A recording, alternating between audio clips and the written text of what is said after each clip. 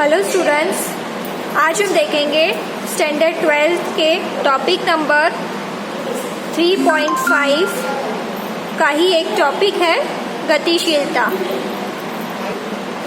तो सबसे पहले हम समझेंगे कि गतिशीलता होता क्या है।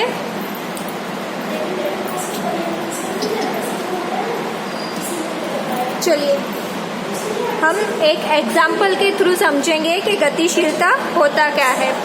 अब हमें पता है कि हमारे पास दो तरह के टेलीफोन है अभी तक, एक तो होता है लैंडलाइन और दूसरा होता है मोबाइल फ़ोन। ठीक है, तो मोबाइल का मतलब क्या होता है, ध्यान से समझना, एकदम इजी है। मोबाइल जो कि आप लोग डे टू डे लाइफ में यूज़ करते हो, तो मोबाइल का मतलब क्या होता है कि जिसको आप आसानी से कहीं भी ले जा सको या कहीं भी मूव कर सको, उसको बोलते हैं मोबाइल। और आप इंग्लिश में पढ़ते हो एडजेक्टिव, एडवर्ब, नाउन, ये सब पढ़ते हो। तो ये मोबाइल क्या है, एडजेक्टिव है, और इसी का नाउन होता है मोबिलिटी।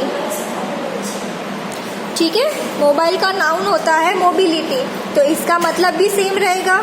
मोबिलिटी मतलब क्या होता है कि जिसको आसानी से मूव करवा सकते हैं उसको बोलते हैं मोबिलिटी। ठीक है, याद रखना, मोबिलिटी मतलब जिसको आसानी से मूव करवा सकते हैं एक जगह से दूसरी जगह, उसको बोलते हैं मोबिलिटी। तो ये मोबिलिटी को ही हम बोलते हैं गतिशीलता। ठीक है, जो कि हम पढ़ने वाले हैं, मोबिलिटी को ही क्या बोलते हैं, गतिशीलता, जो कि हम यहाँ पे देखने वाले हैं कि उसका मतलब क्या होता है। चलिए अब इसको हम एक एग्जाम्पल के थ्रू समझते हैं। हम एक ले लेते हैं, कार्ट ले लेते हैं, या लारी आप लोग बोल सकते हो या ठेला बोल सकते हो, जो आप बोलते हो वो। ठीक है, एक ठेला हमने लिया है, इसको हम क्या करेंगे, धक्का लगाएंगे। ठीक है, तो इसको हम 2 सेकंड तक धक्का लगाएंगे। 2 केस लेंगे हम, यहाँ पे भी बना लेते हैं। चलिए ये हमने बना लिया यहाँ पे भी। अब हम क्या करेंगे, ये जो ऊपर वाला केस दिख रहा है यहाँ पे, इसके पहियों में हम थोड़ा सा तेल डाल देते हैं, ऑयल डाल देंगे। ठीक है, और इसको ऐसे का वैसे ही रहने देंगे। तो इसको हम ऑयल डालेंगे, इसको ऐसे ही रहने देंगे और 2 सेकंड तक फोर्स लगाएंगे, बल लगाएंगे, और यहाँ पे भी हम 2 सेकंड तक बल लगाएंगे। इसमें जितना बल लगाएंगे उतना ही बल यहाँ पे लगाएंगे, और दोनों का समय भी समान है। तो हम क्या देखेंगे कि कुछ समय के बाद ये वाला ठेला जिसको हमने ऑयल दिया है, ये वाला यहाँ पे पहुँच जाएगा। ठीक है, ध्यान से समझना, ये वाला यहाँ पे पहुँच जाएगा और उसका वेग भी ज़्यादा होगा, मान लेते हैं 5 मीटर पर सेकेंड उसका वेग होगा, जबकि ये वाला ठेला यहीं तक पहुँच पाएगा और इसका वेग होगा 2 मीटर पर सेकेंड। ठीक है, तो इससे आप लोग क्या बता सकते हो कि इसके पहियों में हमने तेल डाला था, तो ये आसानी से चला गया आगे और इसकी स्पीड भी ज़्यादा है, जबकि इसमें हमने ऑयल नहीं डाला था, तो ये धीरे धीरे करके जाएगा, इसकी स्पीड भी कम है। तो हम इस एग्जाम्पल से क्या कह सकते हैं कि इसकी मोबिलिटी ज़्यादा है और इसकी मोबिलिटी कम है। मोबिलिटी को, गतिशीलता को लिखते हैं म्यू से। ठीक है, तो इसकी गतिशीलता ज़्यादा है और इसकी गतिशीलता कम है। ठीक है, आई थिंक आपको थोड़ा थोड़ा आइडिया आ रहा होगा। चलिए अब इसी एग्जाम्पल को हम चालक के रूप में समझते हैं। चलिए अब हम यहाँ पे 2 चालक लेंगे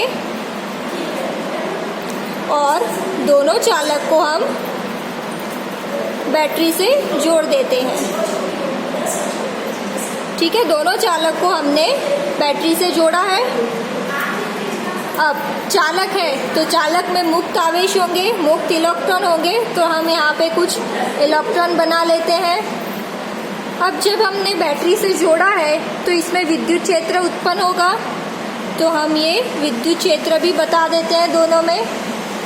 चलिए अब जब विद्युत क्षेत्र उत्पन्न हो रहा है तो हमें पता है, हम पढ़ चुके हैं कि ये जो इलेक्ट्रॉन है इसमें कुछ बल लगेगा, बल लगेगा तो ये इस तरफ जा रहे हैं, इस तरफ जा रहे हैं, ठीक है। अब दोनों में क्या, दोनों में सभी चीज़ें समान है, मतलब कि दोनों में विद्युत क्षेत्र भी समान है और बल जो लग रहा है इलेक्ट्रॉन पे वो भी समान है।